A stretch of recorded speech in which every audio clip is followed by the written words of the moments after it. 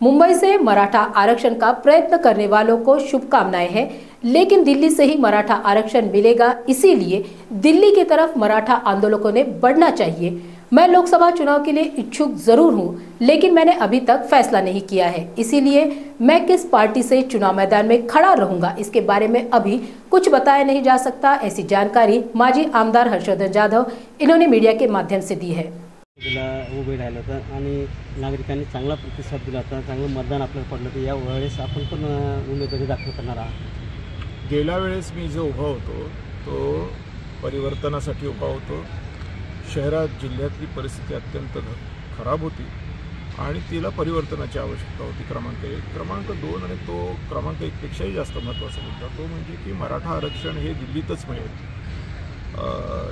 त्यामुळे दिल्लीतूनच ते मराठा आरक्षण घ्यावं, इतर कोणाच्याही आरक्षणाला धक्का न लागता, अशा पद्धतीची भूमिका माझी होती आणि म्हणून त्या अनुषंगाने मी लोकसभेची उमेदवारी घेतली होती। लोकांनी भरभरून मतदान केलं। दुर्दैवाने राजनीतिक पक्षांनी त्याच्यामध्ये वेळेवर इम्तियाज जलीलांना उभं केलं।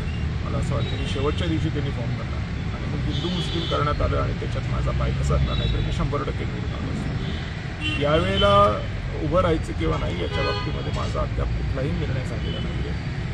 इच्छुक मी जरूर आहे, पण निर्णय मात्र मी केलेला नाही आहे, कारण निर्णय करायचा असेल तर निर्णय करत असताना अनेक गोष्टींचा विचार करूनच निर्णय घ्यावा लागत असतो। आपलं उचलली जीभ लावली टाळ्याला ही भूमिका मी इथून पुढं कधीही घेणार नाही। आपल्यावरती ईडीची वगैरे काही असं हे आहे, दबाव आहे का? माझ्याकडे बिडी प्यायला पैसे नाही आहेत, त्यामुळे माझ्यावर ईडी काय करणार? बरं, काही आता आपण समजा की आपले राजकीय जे संबंध आहे किंवा राजकारणी साहेब शास्त्री बुवाचे काही दबाव वगैरे या बाबतीमध्ये काही आहे का आपल्याला? निवडणुकीच्या बाबतीमध्ये नाही आहे, पण माझ्या सिक्युरिटीला थ्रेट आहे ही गोष्ट मी 2020 पासून अगदी दिल्ली पोलीस कमिशनरांपासून, नॅशनल ह्युमन राईट्स कमिशनपासून तर स्टेटच्या आत्ता परवाच्या SP ऑफिसच्या निवेदनापर्यंत मी सातत्याने पुढे आणतो आहे। मध्यंतरी राज्य सरकार स्वतः माझी बेल रद्द करण्यासाठी हायकोर्टात गेलं होतं, मात्र हायकोर्टाने बेल रद्द करण्यास नकार दिला। ही बातमीही छापून आली आहे। ज्याच्या विरुद्ध राज्य सरकार स्वतः असतं त्याच्या विरुद्ध काय काय असू शकतं याची कल्पना न केली बरी, कारण राज्य सरकारसाठी लांगुलचालन करून राज्य सरकारकडून काय काय मिळवता येऊ शकतं याची यादी मला वाटतं अनलिमिटेड आहे। अशी ही सगळी मंडळी ज्यावेळेला राज्य सरकार विरोधात आहे या माणसाच्या याला ठोकलं तर कदाचित राज्य सरकार आपल्याला काहीतरी देऊ शकतं। अशा पद्धतीने औरंगजेबाची जशी चाकरी करणारे लोक होते आणि संभाजी महाराजांना पकडून देत होते, तशा पद्धतीचे आजही आहेत आणि म्हणून हा थ्रेट आहेच आणि सातत्याने मी हा थ्रेट आहे, माझ्या जीवाला धोका आहे, काहीही होऊ शकतं। मध्यंतरी माझ्या पॉलिटिकल व्हाईस प्रेसिडेंट निशा झा यांच्याबद्दलही विषय आला होता की त्यांना ब्लॅकमेल केलं जाते किंवा कसं, त्या बाबतीतही खरं म्हणजे पुण्याच्या डिस्ट्रिक्ट कोर्टमध्ये आम्ही अर्ज केला होता। या सगळ्या गोष्टी आहेतच, मात्र निवडणुकांच्या अनुषंगाने कुठलंही माझ्यावरती आता दडपण नाही आहे, हे पण मी इथं स्पष्ट करू इच्छितो।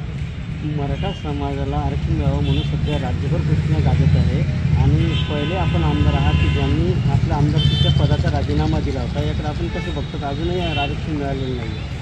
मराठा आरक्षण दिल्लीतच मिळेल।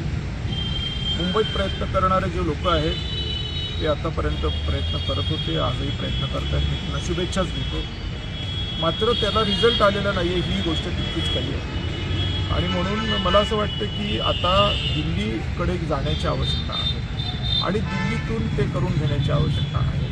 दिल्लीमध्ये देशभरामध्ये जसं महाराष्ट्रात मराठा समाज आहे तसं राजपूत समाज आहे, तसेच पटेल समाज आहे, गुजर समाज आहे, प्रत्येक असे ओपनचे समाज आहेत ज्यांना आरक्षण न मिळाल्यामुळे आज त्यांच्या मुलांचं नुकसान होतं। त्यामुळे अशी सगळी मंडळी देशातली अगदी south, north, centre, east, west सगळीकडची अशा पद्धतीची मंडळी ही एकत्रितपणे आणून दिल्लीमध्ये पार्लमेंटमध्ये एक रेझोल्युशन पास करून ओपन कॅटेगरीमध्ये सुद्धा रिझर्वेशन देण्याच्या संदर्भातली भूमिका दिल्लीमध्ये घ्यावीच लागणार आहे, त्याला पर्याय राहिलेला नाही आहे आणि त्यामुळे दिल्लीमध्येच ते होईल मराठा आरक्षण, असं माझं वैयक्तिक मत सुरुवातीपासून 2018 पासून ते आता 2024 पर्यंत तेच।